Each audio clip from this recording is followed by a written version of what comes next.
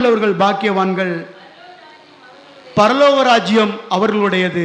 ஆவியில் எளிமை உள்ளவர்கள், பூவர் இன் ஸ்பிரிட், ஆங்கிலத்திலே ஆவியில் எளிமை உள்ளவர்கள் என்பதற்கு பூவர் இன் ஸ்பிரிட் அப்படின்னு போடப்பட்டிருக்கும்.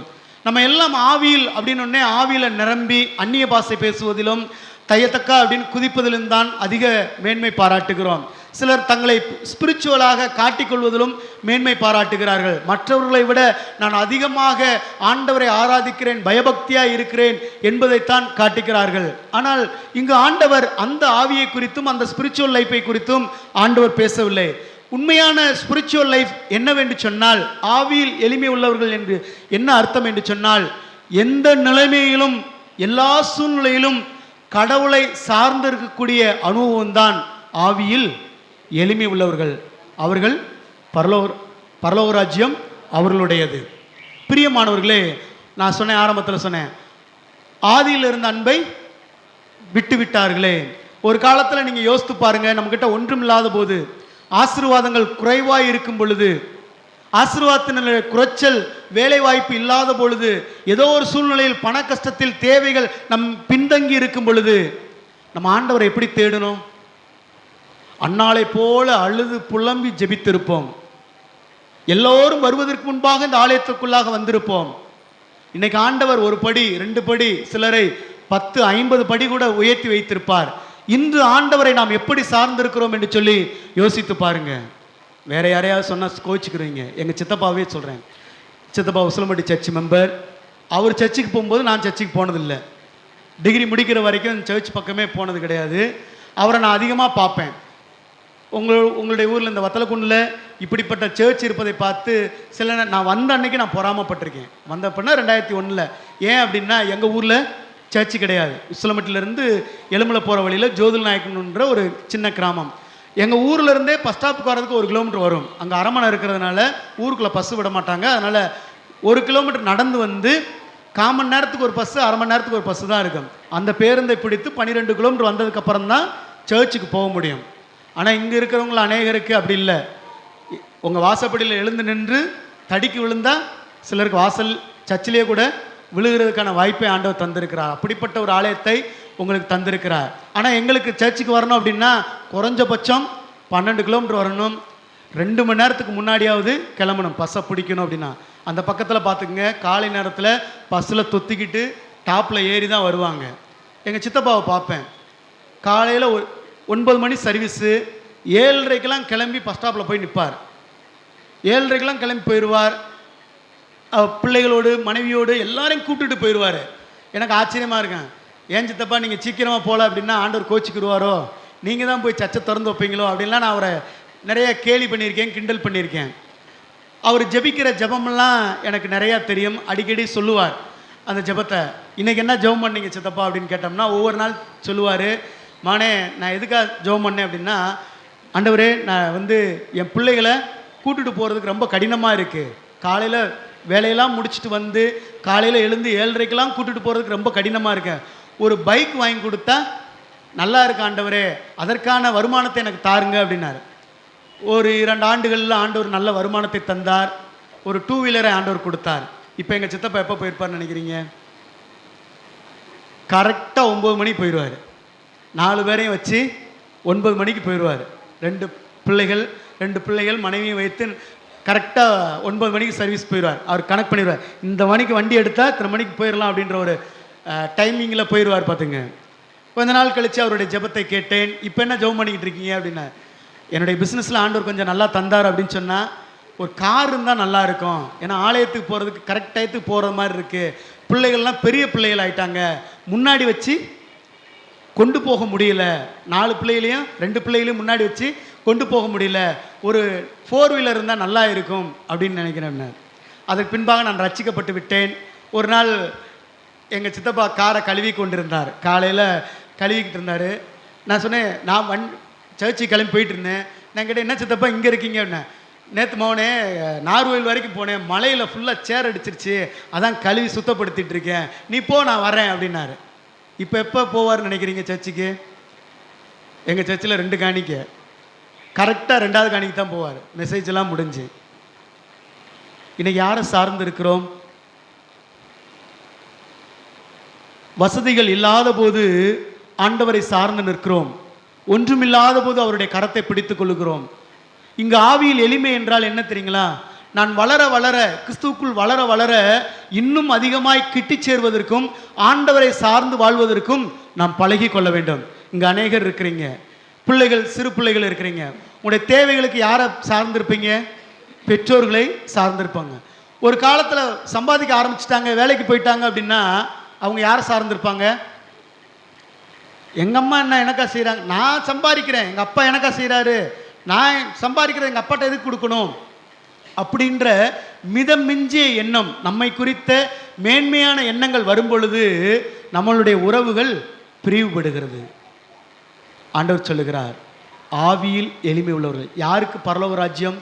தங்களுடைய வாழ்நாள் முழுவதும் ஆதியிலே கொண்டிருந்த அன்பை ஆண்டவர் மீது கடைசி வரையிலும் யார் கொண்டிருக்கிறார்களோ அவர்களுக்குத்தான் அந்த பரலோக ராஜ்யம். ஆண்டவரை சார்ந்து வாழுகிற அனுபவத்தை யார் இறுதி வரையிலும் பெற்றிருக்கிறார்களோ அவர்களுக்குத்தான் பரலோக ராஜ்யம். அப்ப இப்ப சொல்லுங்க பாப்போம், ஆவியில் எளிமை உள்ளவர்கள் அவர்கள் பரலோக ராஜ்யம் அவர்களுடையது. இப்ப நம்ம யாரை சார்ந்து வாழ்கிறோம்? நம்முடைய தேவைகளுக்கு. நீங்கள் ஆண்டவரையே சார்ந்து வாழ்வீர்கள் என்று சொன்னால் எந்த நிலைமையிலும் எல்லா சூழ்நிலையிலும் ஆண்டவரை சார்ந்து வாழ பழகிக்கொள்ளுங்கள். ஆண்டவர் உங்களுடைய தேவைகளுக்கு அதிகமாக சந்திக்கக்கூடியவர். ஒருவேளை நீங்கள் ஆண்டவரை சார்ந்து வாழாததுக்கு நிறைய காரணங்கள் இருக்கலாம். சிலர் சொல்லுவாங்க, ஆண்டவர் எனக்கு என்ன செஞ்சிட்டாரு. நீங்கள் யோசிங்க, 10 ஆண்டுகளுக்கு முன்பாக உங்களுடைய வருமானத்தை யோசித்து பாருங்கள். 10 ஆண்டுகளுக்கு முன்பாக உங்களுடைய சூழ்நிலைகளை யோசித்து பாருங்கள். நீங்கள் எப்படி இருந்தீங்கன்றதை யோசித்து பாருங்க. இன்னைக்கு ஆண்டவர் உங்களை எந்த படியில் வச்சிருக்காருன்னு யோசித்து பாருங்க. அட்லீஸ்ட் ரொம்ப இல்லைன்னா கூட ஒரு படியாவது உங்களை முன்னேற்றி வைத்திருப்பார். ஆனால் அவருடைய அன்பை நாம் மறந்து யாரையோ சார்ந்து வாழ்கிறோம்.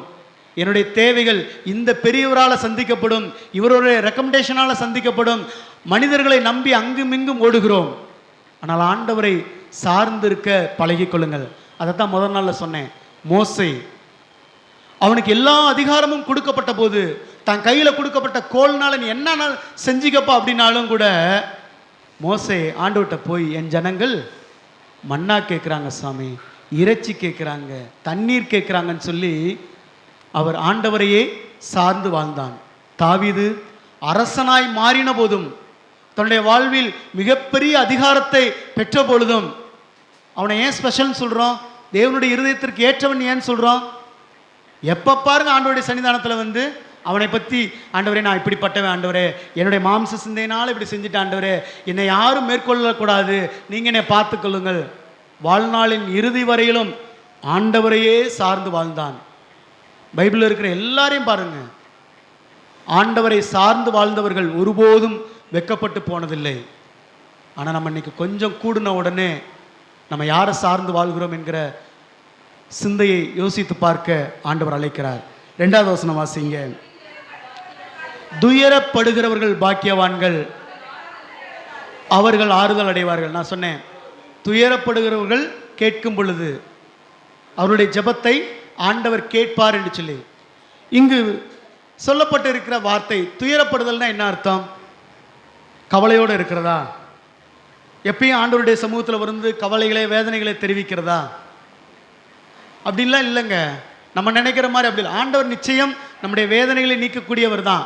ஆனால் இந்த வார்த்தை நமக்கு சொல்லிக் கொடுக்குற வசனம் என்ன தெரியுங்களா? என்ன அர்த்தம் தெரியுங்களா? துயரப்படுகிறவர்கள் வேதனையோடு நிற்பதல்ல. வேதனை என்பது நம்முடைய வாழ்நாளில் கடைசி வரைக்கும் வந்து கொண்டே தான் இருக்கும். ஒரு பிரச்சனை நமக்கு இருந்து கொண்டே தான் இருக்கும். ஆனால் இங்கு சொல்லப்பட்டிருக்கிற துயரம் என்பது என்னுடைய பாவத்திற்காக, நான் செய்த மீறுதலுக்காக, என்னுடைய அக்கிரமங்களுக்காக நான் எப்பொழுது மனம் வருந்தி மனம் திருந்தி ஆண்டுடைய சமூகத்தில் வந்து அறிக்கை எடுக்கிறனோ அவர்களுக்கு ஆறுதல் என்கிற மன்னிப்பை தருகிறார். அதுதான் துயரப்படுதல். இன்னைக்கு ஆண்டவர்கிட்ட வரும்பொழுது எந்த நிலைமையில் நம்ம வர்றோம்? ஏன் ஒவ்வொரு வாரமும் பாவ அறிக்கை ஜெபத்தை வைக்கிறோம்? நம்மை சுத்திகரிப்பதற்காக, நம்முடைய பாவங்களை ஆண்டவருடைய சமூகத்திலே ஒரு வார காலங்கள் நாம் செய்த சிந்தனையினாலும் சொல்லினாலும் செயலினாலும் ஆண்டவருக்கு விரோதமான பாவங்களை நாம் செய்திருக்கும் பொழுது ஆண்டவர் நம்மை சுத்திகரித்து நம்முடைய இருதயத்தை பரிசுத்தப்படுத்தி மீண்டும் இந்த உலகத்துக்குள்ளாய் அனுப்பும் பொழுது நம்மை பரிசுத்தமாய் அனுப்புவதற்காக ஒவ்வொரு ஆராதனையிலும் பாவ மன்னிப்பையும் பாவ அறிக்கையும் ஆண்டவர் நமக்கு தந்திருக்கிறார். ஆனால் நம்ம என்ன பண்ணுவோம்? போதவர் சொன்ன உடனே யாருக்கு ஃபஸ்ட்டு ப்ரைஸ் தராங்கன்ற போட்டி மாதிரி பாவ அறிக்கை ஜபத்தை கடன்னு சொல்லி முடிப்போம். பாதி போதவர் வந்திருக்க மாட்டார், இங்கே ஆமேனில் வந்து நின்றுவோம். பாவ அறிக்கை ஜபத்தை உணர்ந்து சொல்வதல்ல, எதையுமே நம்ம உணர்ந்து சொல்வதல்ல. தங்களுடைய பாவங்களுக்காக யார் மனம் வருந்துகிறார்களோ, இந்த பாவ அறிக்கை குறித்து சொல்லும் பொழுது பரமண்டல ஜபம் எத்தனை பேர் சொல்லுவோம்? எல்லாருக்குமே தெரியும். சொல்லலாமா? பரமண்டல இருக்கிற எங்கள் பிதாவே, உடைய நாமம் பரிசுத்தப்படுவதாக, உடைய ராஜ்யம் வருவதாக, உடைய சித்தம் பரமண்டலத்தில் செய்யப்படுவது போல அன்றன்றுள்ள ஆகாரத்தை எங்களுக்கு தாரும், எங்களுக்கு விரோதமாய் குற்றம் செய்கிறவர்களை போல போதும். எங்களுக்கு விரோதமாய் குற்றம் செய்கிறவர்களை நாங்கள் மன்னிக்கிறது போல. இது எல்லா ஆராதனையிலும் நீங்கள் ஜெபம் பண்ணுறீங்களா? ஏன் உங்கள் பாவங்கள் மன்னிக்கப்படலை? ஏன் தெரியுங்களா? நீங்கள் ஜெபம் பண்ணியிருக்கீங்க. எப்படி? நான் மன்னித்தது போல எனக்கு இன்னும் அநேகரை நாம் மன்னிக்க முடியாமல் இருக்கிறோம். அநேகருக்கு மன்னிப்பு கொடுக்க முடியாமல் இருக்கிறோம். இந்த மன்னிப்பு கொடுக்க அசிட்டிஸ் நான் மன்னிக்கிறது போல என்னை மன்னிங்கள் என்று சொல்லி ஆண்டவர்கிட்ட சொல்லியிருக்கிறோம்.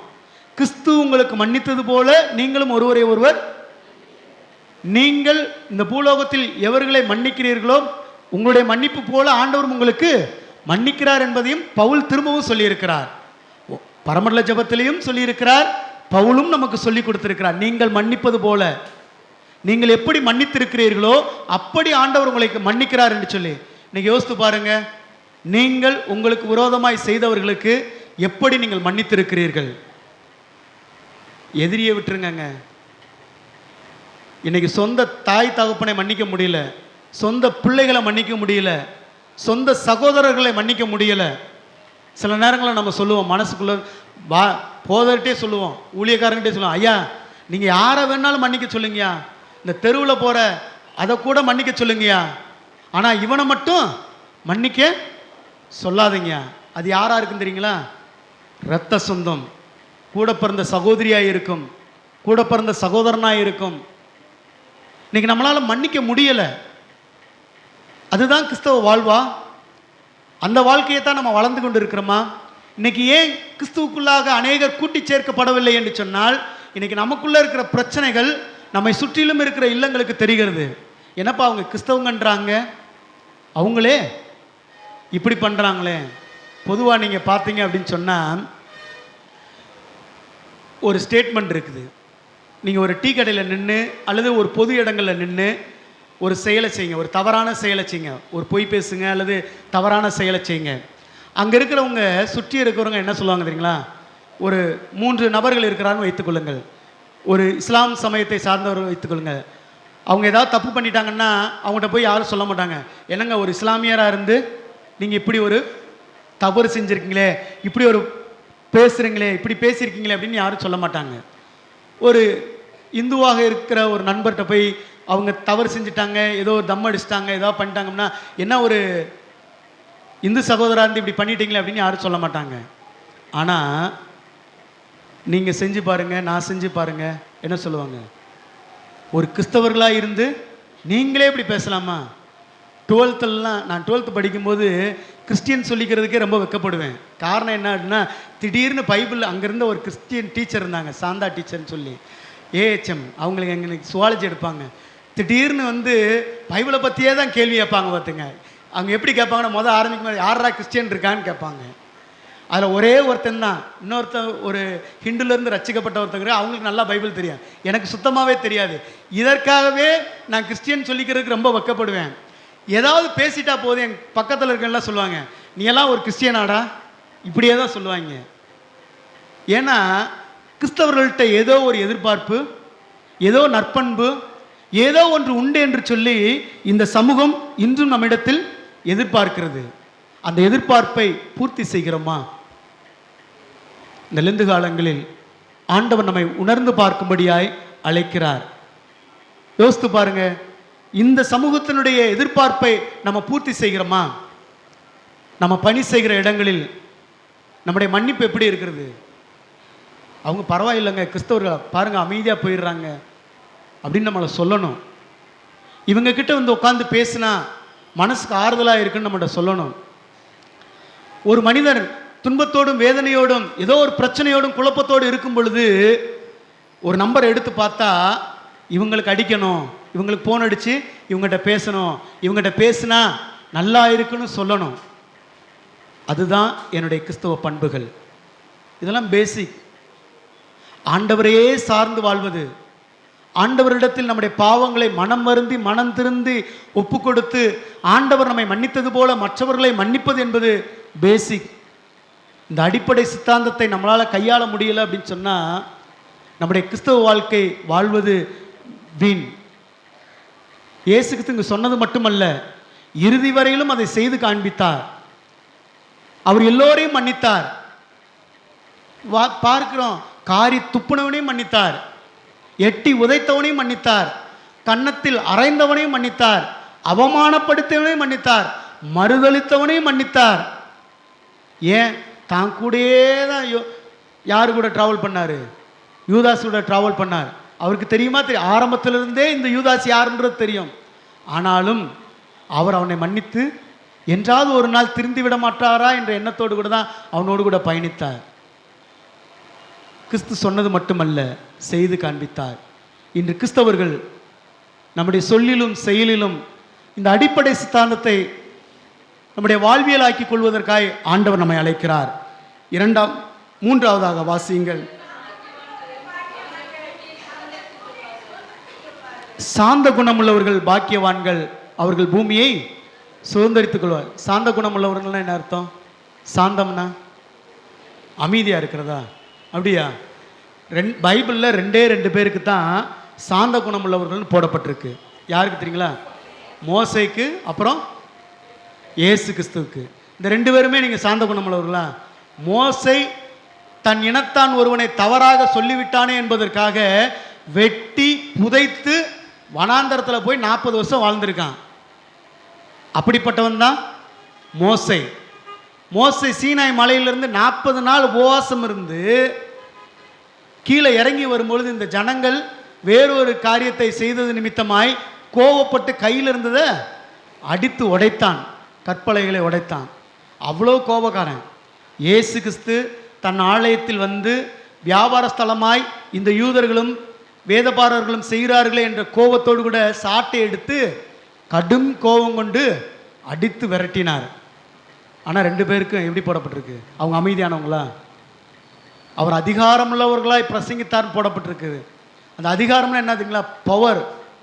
Power of tone. அவருடைய வார்த்தையில் அதிகாரம் இருந்தது. அவர் அமைதியாக இருந்தார்னு நினைக்கிறீங்களா?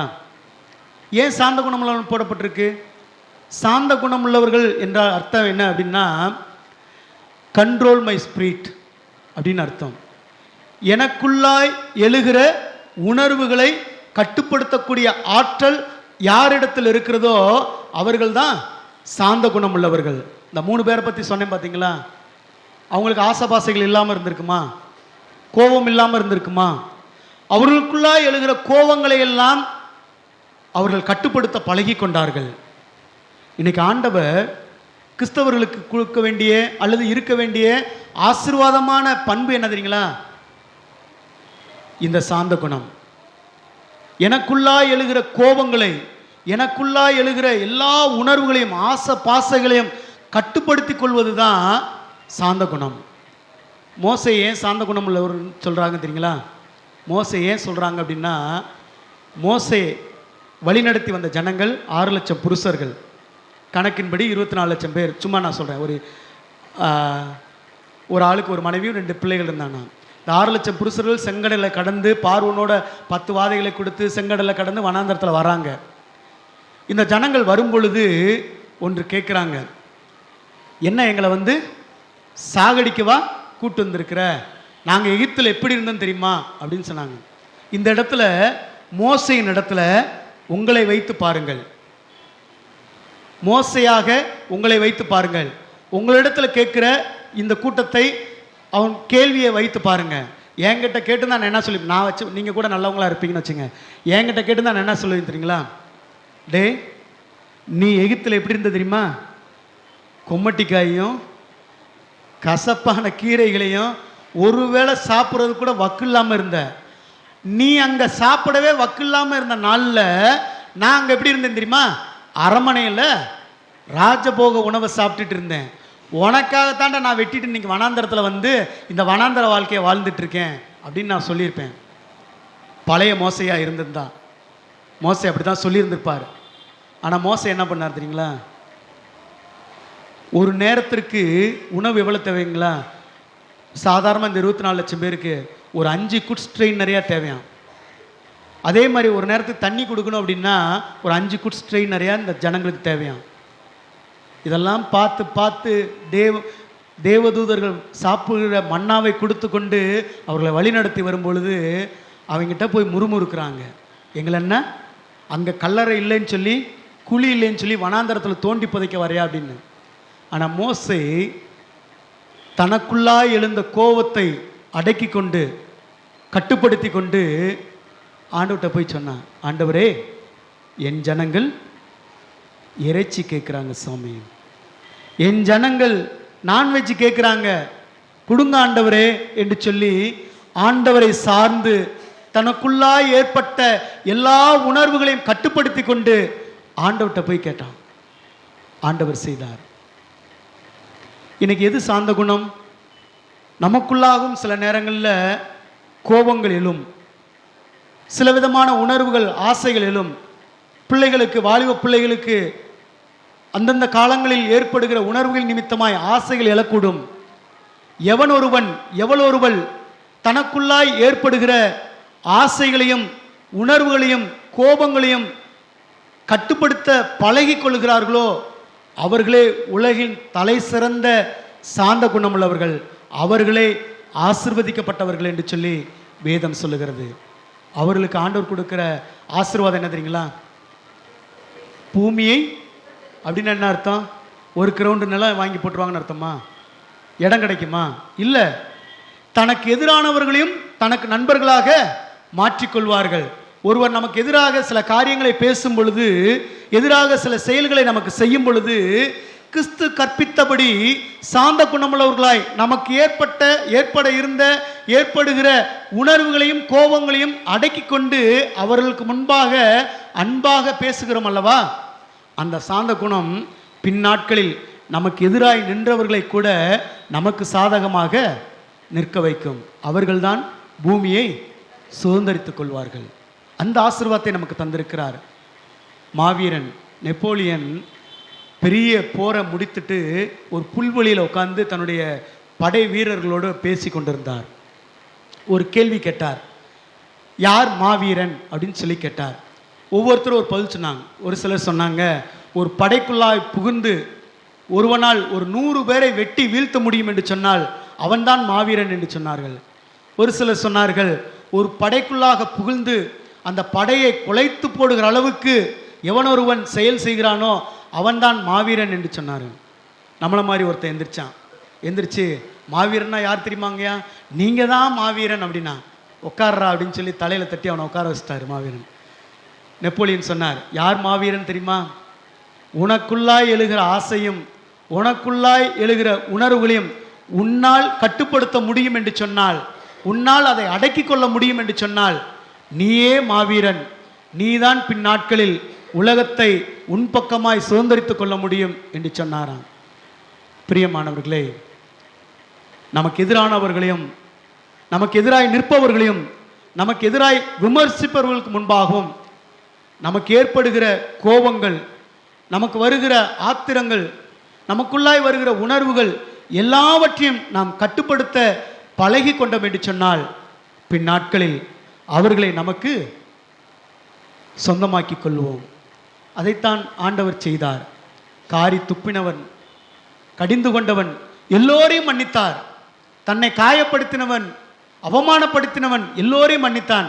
அதனால தான் சிலுவையில் தொங்கி கொண்டிருக்கும் பொழுது அந்த போர் வீரன் சொல்றான், இவர் மெய்யாகவே தேவனுடைய குமாரன் என்று சொல்லி.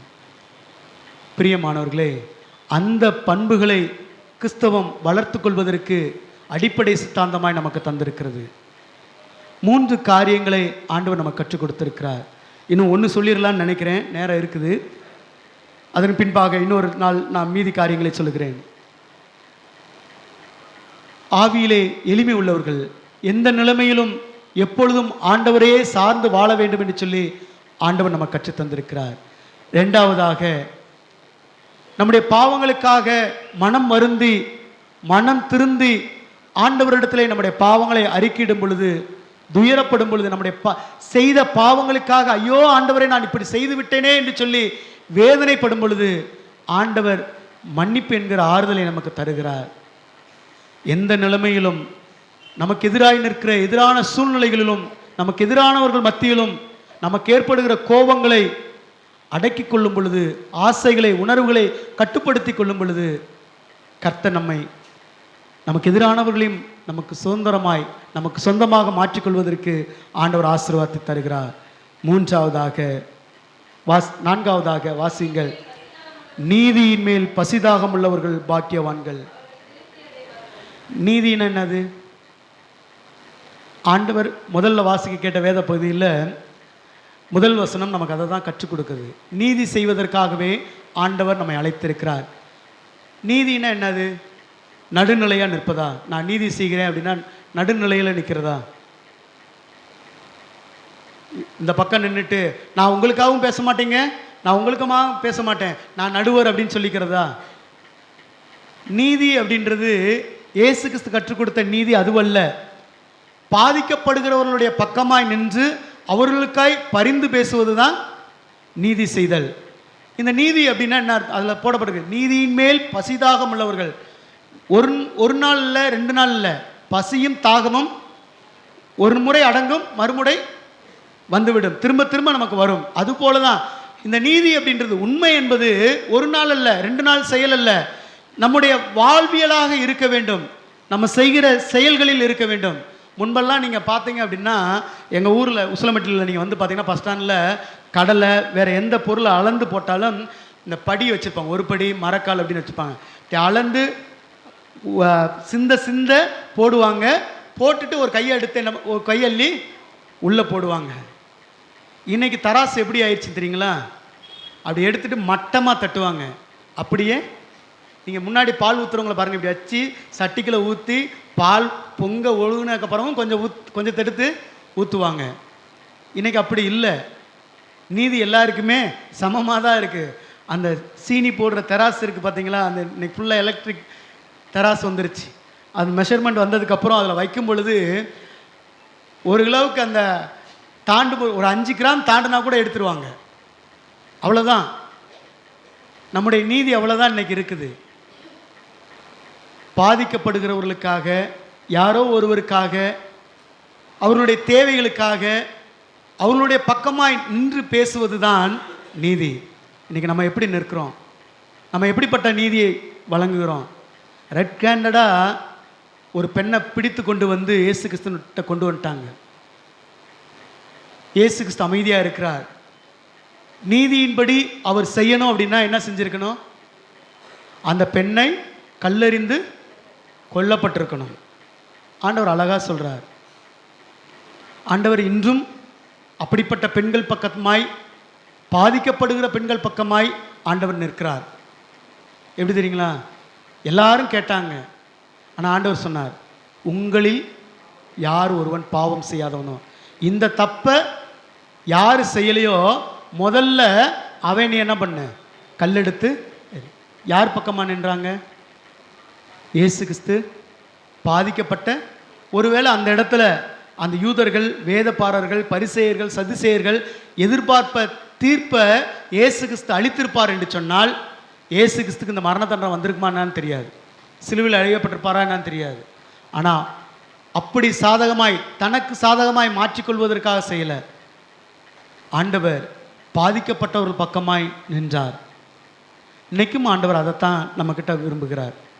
நீதியின் மேல் பசிதாகமுள்ளவர்களாய் யாரோ ஒருவர் பாதிக்கப்பட்ட நிலைமையோடு கூட என்னிடத்தில் நீதிக்காய் வருகிறார் என்று சொன்னால், என்னால் முடியும் என்று சொன்னால், பாதிக்கப்பட்டவர்களுடைய பக்கமாய் நிற்க ஆண்டவர் நம்மை அழைக்கிறார். நீதி செய்வதற்கு நம்மை அழைக்கிறார். இதெல்லாம் கிறிஸ்தவர்களுடைய அடிப்படை சித்தாந்தங்கள். இவைகளை இந்நாள் வரையிலும் நாம் எப்படி பின்பற்றி இருக்கிறோம் என்பதை யோசித்து பாருங்கள். நம்முடைய வாழ்வியல் எப்படி இருந்திருக்கிறது என்பதை யோசித்து பாருங்கள். கிறிஸ்து நமக்கு கற்றுக் கொடுத்த பண்பின் அடிப்படையில் தான் நம்முடைய வாழ்வியலும் நம்முடைய வாழ்வும் இருந்திருக்கிறதா அல்லது இதற்கு எதிர்மாறாய் இருந்திருக்கிறோமா என்பதை சிந்திக்க ஆண்டவர் நம்மை அழைக்கிறார். பிரியமானவர்களே, சற்று சிந்தித்து பாருங்கள். நம்முடைய வாழ்வியலை மாற்றி அமைக்கும்படியாய் மீண்டும் ஒரு அருள் காலத்தை நமக்கு தந்திருக்கிறார். தவக்காலம் ஒரு லைஃப் சேஞ்சிங் பாயிண்ட். நம்முடைய வாழ்க்கையை மாற்றி அமைப்பதற்கான ஒரு நேரம். ஆண்டவர் எப்பொழுதும் லைட்டாக வளைஞ்சு போங்கன்றதுக்காக இந்த தவக்காலத்தை கொடுக்கல. அப்படியே யூட்டர்ன் எடுங்க, நீங்கள் போய்கொண்டிருந்த பாதையிலிருந்து அப்படியே திரும்பி வாங்க, நான் கற்றுக் கொடுக்கிற வண்ணமாய், நான் கற்றுக் கொடுத்த வண்ணமாய் வாழ ஆண்டவர் நம்மை அழைக்கிறார். அப்படி வாழும் பொழுது தான் எல்லோரையும் நம் பக்கமாய் அணைத்து கொள்ள முடியும், எல்லோரையும் நம் பக்கமாய் சேர்த்து கொள்ள முடியும். ஒரு நாளிலே நம் கண் காணக்கூடாத முடியாத அளவிற்கு இந்த இடம் நிரம்பி வழியும் என்பதிலே சந்தேகம் இல்லை. ஒருவேளை என்னுடைய வாழ்வோ, என்னுடைய வார்த்தையோ, என்னுடைய பண்புகளோ ஏதாவது ஒன்று ஆண்டவரை கிட்டிச் சேர்வதற்கு யாரோ ஒருவருக்கு தடையாக இருக்கும் என்று சொன்னால், அவைகளை உணர்ந்து பார்த்து நான் அதை சரி செய்வதற்கு மீண்டும் ஒரு அழைப்பை நமக்கு தந்திருக்கிறார். ஆண்டவருடைய சமூகத்தில் கண்களை மூடி, ஆண்டவரே, ஒரு விசை ஆண்டவரே,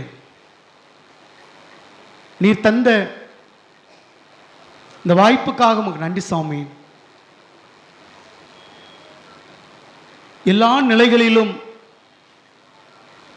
எல்லா சூழ்நிலைகளிலும் உண்மையே சார்ந்திருக்க வேண்டும் என்று சொல்லி நாங்கள் ஆவியில் எளிமை உள்ளவர்களாய் எங்களுடைய திறமைகளை நம்பியவர்கள் அல்ல சுவாமி. எங்களுக்கு உண்டான திறமையை நம்பி அல்ல, நீர் எங்களுக்கு துணை நிற்கிறீர், நீர் சகாயர் என்பதை உணர்ந்தவர்களாய், பட்சமாய் உம்மோடு கூட சார்ந்து வாழ்கிற பண்பை, அந்த அழைப்பை நாங்கள் ஏற்றுக்கொண்டிருக்கிறோம்.